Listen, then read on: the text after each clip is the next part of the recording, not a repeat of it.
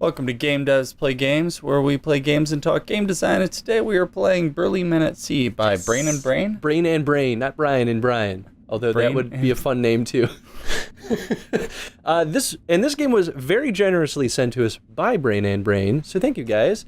I've actually been eyeing this one for a while, and really hoping that we could play it on the show. You showed it to me today, and I went, yes. We do that today. Normally it takes some schmoozing to be like, come on, buddy, let's play this game that was sent to us. I'm just kidding, but a little bit. A little bit. You mentioned like 8 games, and it was like, that one. Yeah. I went, that one. So this is basically, it's a very short game, but it's a story. It's a narrative game, and it basically follows Nordic folklore, I think, is kind of the inspiration. I mean, the summary is a folktale about a trio of large-bearded fishermen who step away from the ordinary to seek adventure, which, honestly, from the little bit that I've seen of this game, is perfect. Oh, it's so cute. So we've never played, so excuse us if we're fools. So I think initially they do a great job at teaching you how the interface works, because they just like, I should turn down the volume a little bit, because at the title screen they kind of like go bloop bloop and nudge you so that it's like, how do I get over there? And they teach you, use your cursor to actually explore. Oh, what's this? Calls one of the fishermen. Some kind of rubbish in the nets. Bloop. Doll. Oh, that's a cool map. Looks like a treasure map if I ever did see one. Useless sea chart, grumbles the hasty one. Nothing on it but our own island. Yet. Ooh. A map cast to sea without purpose? There must be more to it, argues the steady one. The brave one brightens. A mystery. Aye. Yes. Folks in the village may know something of it. We should head back.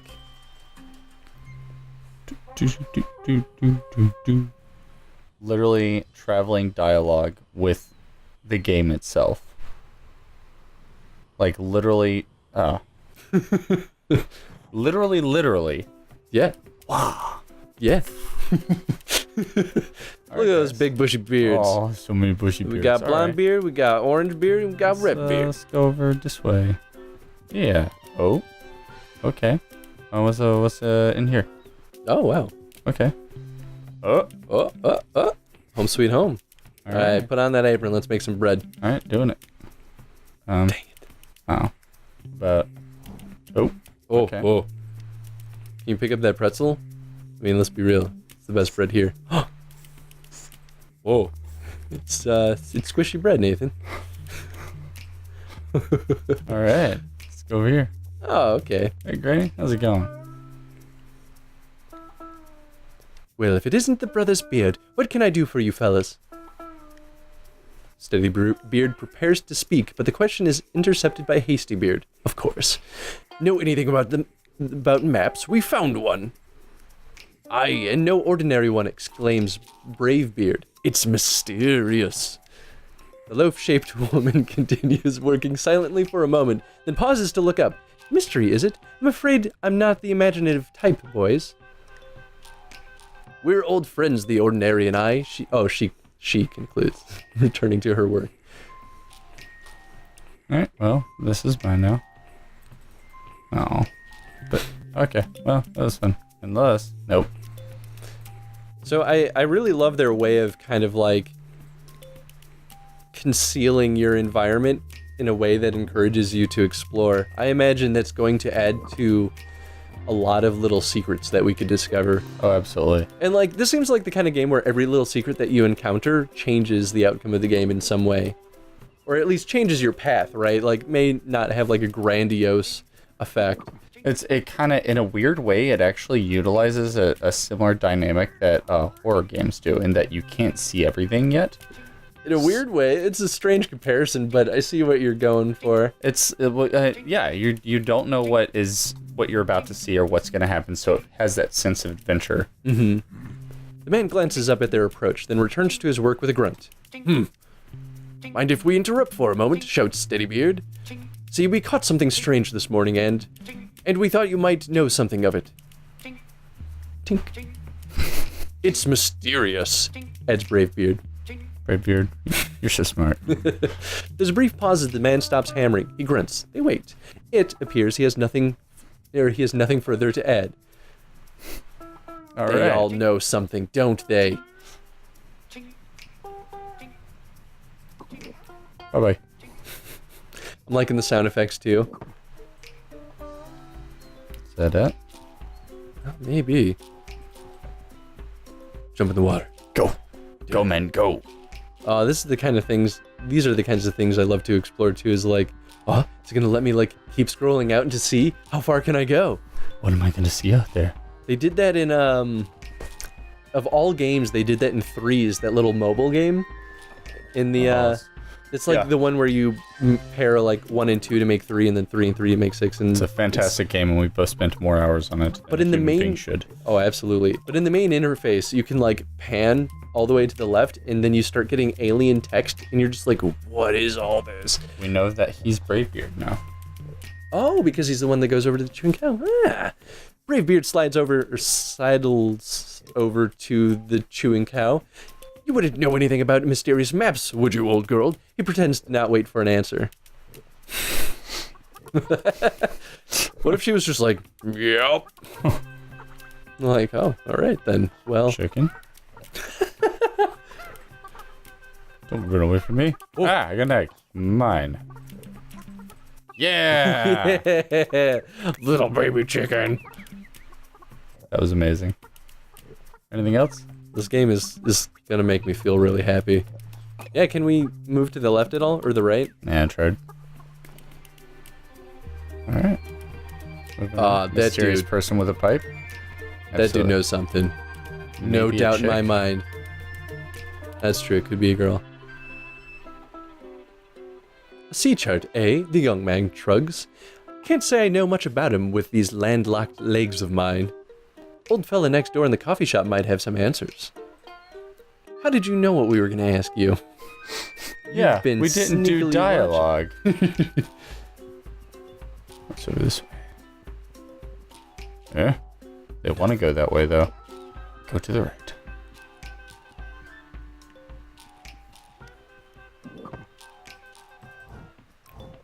Just like set someone's house on there's fire. 3 stools and there's 3 of us. It was meant to be. Ah, he has Look a at beard. that He beard. knows something. Let's hear it, old But man. like, we can trust him because he has a beard. Ye'll be wanting a drink and seat by the fire, I expect. The men cast a dubious glance at the tiny stools before complying with a shrug. Behind them proceeds a friendly whir of mechanical sounds.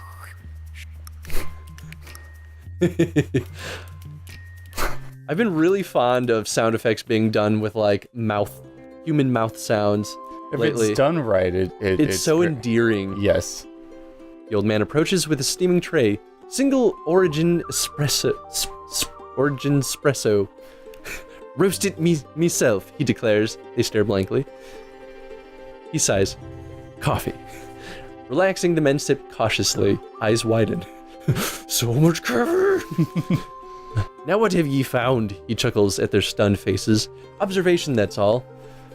Folks come in with questions, and yours is plainly rolled in your hand. Steadybeer grins. Aye, then you are the man we want to see. He unrolls the parchment between them. All lean in. The old man deliberates for a moment before speaking. Seems what ye have here is a variety of map that brings adventurous deeds and heroic feats. Aye! Bravebeard leaps from his seat to pound steadily... to pound Steadybeard on the back. This is hilarious that you're just reading all of this. I just want to... You can participate. You're more than welcome to I jump figured in. I would just take the whole next scene. Okay, that's fair. But there's nothing on it, remarks Hastybeard flatly, eyeing the old man. The old man grins at his skeptical look. Aye, it's a worthwhile adventure that begins with the unknown. This map has tales yet to tell. He turns to walk away. Who there? What sorts of tales? Calls Bravebeard. That depends, replies the old man. On what sort ye choose? He crosses the room, disappearing through the doorway behind the counter. Bravebeard is just like, I'm still enjoying my coffee. Okay, fine. Steadybeard coughs awkwardly. Neat. Guess we'll be going then. Thanks for this Suppresso? He tries. There's no answer. He's gone. He's jumped ship. All right, this is the red book. It's different than the other books.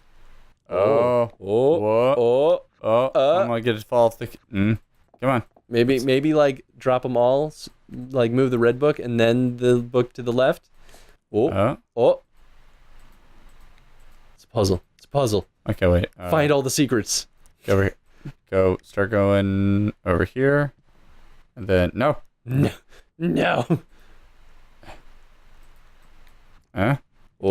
So I moved 3 books for. What about this one? Just move. What about this one? Secret door unlocks. So what do you think of dialogue that is written with an accent in mind?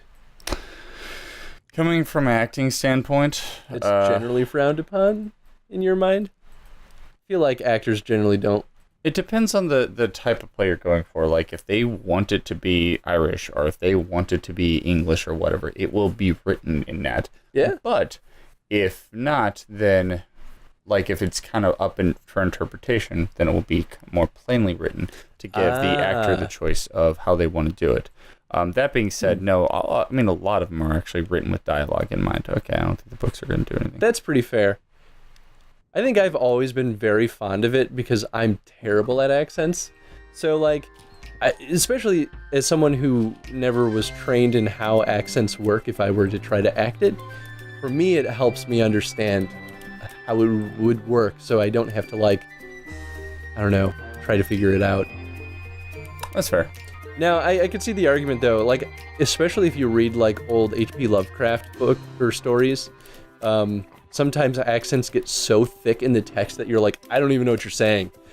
Like, I have to say it out loud to try to, like, hear what words are being produced. Like, I get it, you're Scottish. I cannot. Alright, I'll take it from here.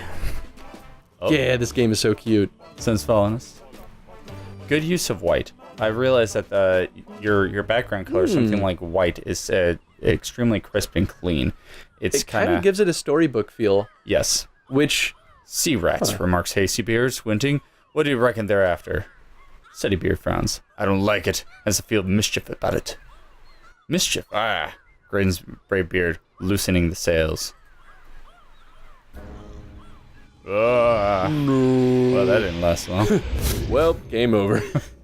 You chose poorly. It's dark inside the whale, but the men appear to be intact. Flickering ring of firelight cuts into the darkness before them. Pinocchio! Speaking of how everything was white, now because we're inside the whale, everything is... fair. Oh, there we are. Purpley? Pinkish? This is very, like a gray-brown. Gray-brown? Really? I'm colorblind, so I was kind of just guessing. I was going to say, good guess. Alright, so we have some ghosts. All right. Well, don't do that. What's up, peeps? Join us, friends. From whence do you come? Asks one of the nymphs. We were sailing for adventure and heroic feats when this colossal whale fellow scooped us up, explains Steadybeard. It's very discouraging. It's really very discouraging. Men can't properly have an adventure at sea indoors, adds Bravebeard. Be calm, friend. Imagine the wave. Become the wave, advises his second nymph. The other exchange mellow glances, nodding approval. Can't say I follow the sentiment in that remark, comments Hastybeard, but if you'll advise us how to hop off this vessel, we'll be on our way. The great barnacled one brings us to a place we cannot go ourselves. But those unwilling may depart through the fountains of faithless, add the nymph, gesturing sadly toward what appears to be a hatch. And our ship? Can't fit through that. Fear not. Once the great barnacled one reaches the place of promise, he will open wide the gate that we may go out as they came in. So either we escape with no ship, or we wait for the creature to open his maw. The nymphs nod grandly. Time flows quickly in the contemplation of the Great One's splendor. He who chooses the path of waiting is welcome here by the fire. Greybeard's face shows alarm. I think we prefer to look around first. The nymph begins to sway, but all the darkness beyond the circle of Great One's love, you must first seek enlightenment of... Found it! Interrupts Hastybeard, grabbing a torch from the fire before them. Yes, I already love their relationship. So now we know Hasty one is blonde beard. AC one is blonde. The middle one right there is Brave. No, middle one is Steady Beard. Right? Because Brave Beard was the one that talked to the cows? Or was that Steady Beard? It was... I'm already forgetting. I don't remember which one. I think it was... Oh no. Few barrels left empty in the morning's interrupted work now float free beside the boat. The men consider them in the torchlight. If I were the puzzle sorting sort, observes Hasty Beard, I'd call that a solution. Aye, they'll float, not Steady Beard, but not so well as our ship. Bravebeard scoffs. What? Are we landsmen? Arms and legs float well enough. Oh. Ah. All right. Well. So, then... Can I not? Oh, there you go. Strange. Wait, so then can I... Okay, I guess that's it. Let's go this way.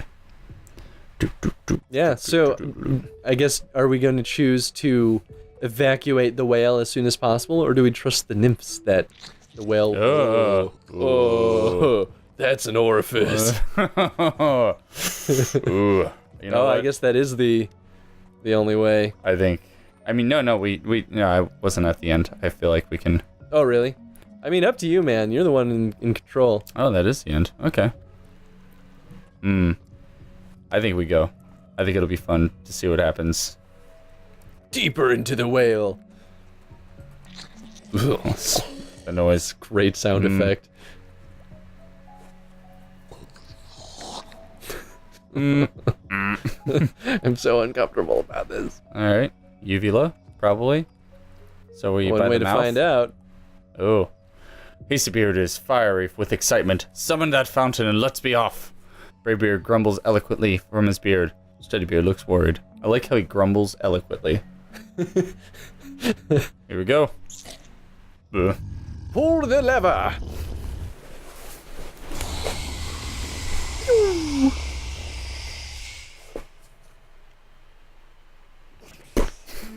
Yeah. All right. We were faithless. But let's be real. That whale was gonna digest us before it opened its mouth.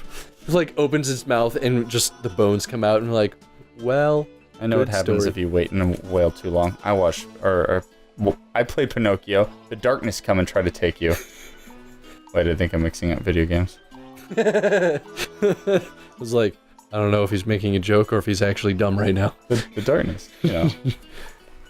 Are you moving or are you just like... Oh, I'm going. I'm going forever. Are you though? Yeah. We're going. I feel like you're just receding back to where you were. I don't know if you're No, actually we moving. dropped out in the middle of the ocean. We don't know where we're at. We have no ship, so we just gotta go in one direction. What happens if you try going to the right? Maybe I'm not. Maybe. Oh, I think you're right. Ah, see, that's the actual swimming animation. Gotta always move right, man.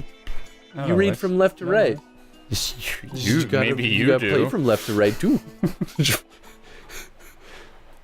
Tiring, the barrel-clothed men settle back to drift with the current. May as well see where this takes us, observed Steadybeard bleakly. Time passes. Bravebeard begins to snore Raucously? Raucously? Raucous? I don't know. from behind. Yeah. Time passes.